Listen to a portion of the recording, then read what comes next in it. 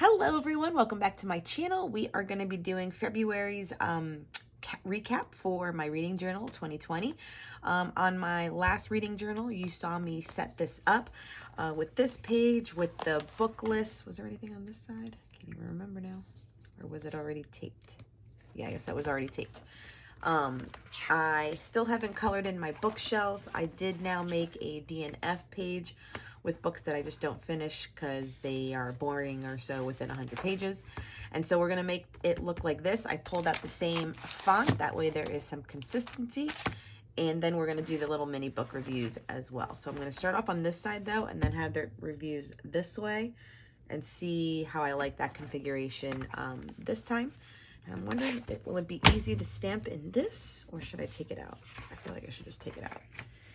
Well, let's just take it out to be sure I get a good even impression.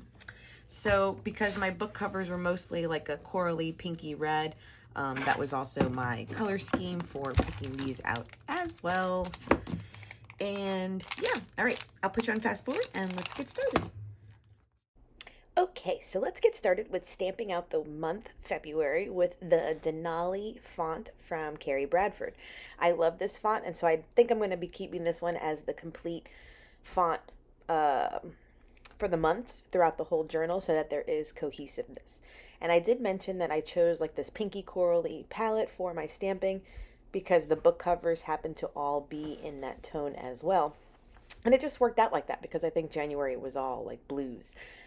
So I took the time to stamp out February, and I'm loving still my chamois that I got from, is it Lawn Fawn? Yeah, Lawn Fawn. It's a game changer to keep your stamps looking good longer. Unless you don't mind the acrylic, or is it acrylic? You know, the plastic part getting a little discolored from your ink colors, but it works out great. And so for the books that I've read in February, I read a bunch of good ones too. But before that, just so I can still tell you what I'm using, this is the Alt to New stamp set as well. I've used this in the past where I've watercolored or done mixed media and then fussy cut these out. So I use the same colors, just adding in some sage for the leaves and doing it randomly around it, concentrating around the month of February and then in the corner. So back to the books. I started a Court of Thorn and Roses series. I'm loving it, and I am currently in March reading book 2.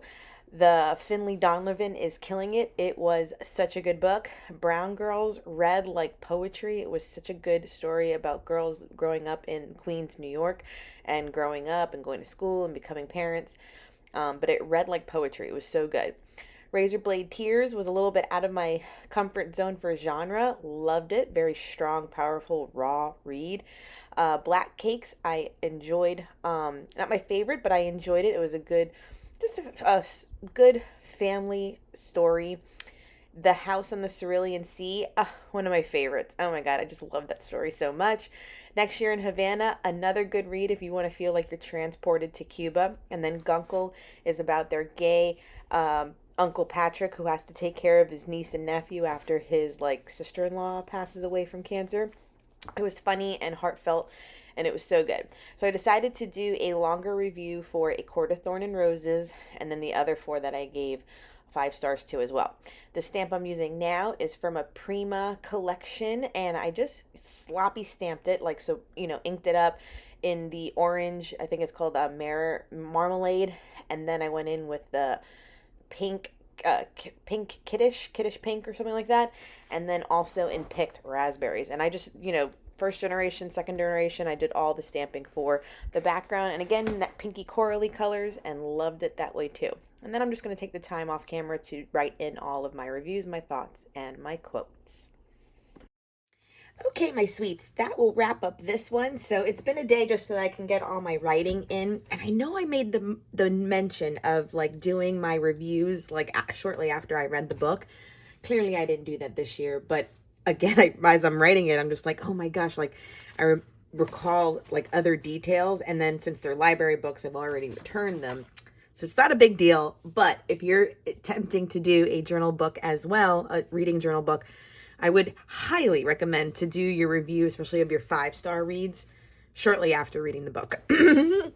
So, sorry, I'm clearing my throat a lot. So I love the way this came out. I love how everything came out, because I was even looking back at January, and for January, all the books had like a bluish turquoise color going on, which helped the layout come together with the paper selection. And for this month, it magically turned out that a lot of them were like these pink and orange and corals, hence have the layouts really work out well. So I went ahead and did the off stamping of the audio, and then physical and audio has kind of been the way I love reading. I love having the physical book and then someone just like reading it to me. Then this side too, these stamps were from a sticker collection from Live Love Posh. That's how I filled in that area with some scrapbook paper as well. And we used the gold ink from Allie Edwards, and the star stamp is actually from Allie Edwards. It's from the December Daily Kit. This one. So I just used the stars for that. And then here as well, you saw me stamp out using this Prima stamp a bunch of times with different color oxide inks. And I love the way it turned out. And I love the second generation and the overlapping and it not being perfect, which actually is beautiful. Then I went in with still the square stamps that come with the flower collections here. So I picked like a pink, a coral, and then this was like another coral and another pink one, just to kind of tie in those colors once again, and then wrote my thoughts. These were all 5-star reviews for me. And you know, it's funny, even going through what I think is 5-star, don't get me wrong. If you are a person that enjoys thrillers and suspense and mysteries, you know, I'm not your girl that's gonna read those ones. So those are never gonna be like a genre of choice. But if you like contemporary fiction, I would say, I'm getting a little bit into fantasy. I'm a person to follow just because I enjoy good writing, a good story, good plot, good character development.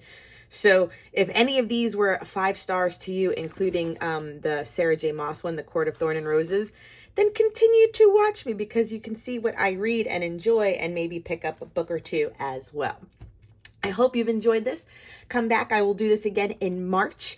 And I've been reading some good ones already too. And I'm on book 2 in March as I'm filming this of this series. So it's really exciting. All right, everyone. Thank you so much for joining me. As always, please subscribe if you haven't done so and give this video a thumbs up. Till next time. Bye.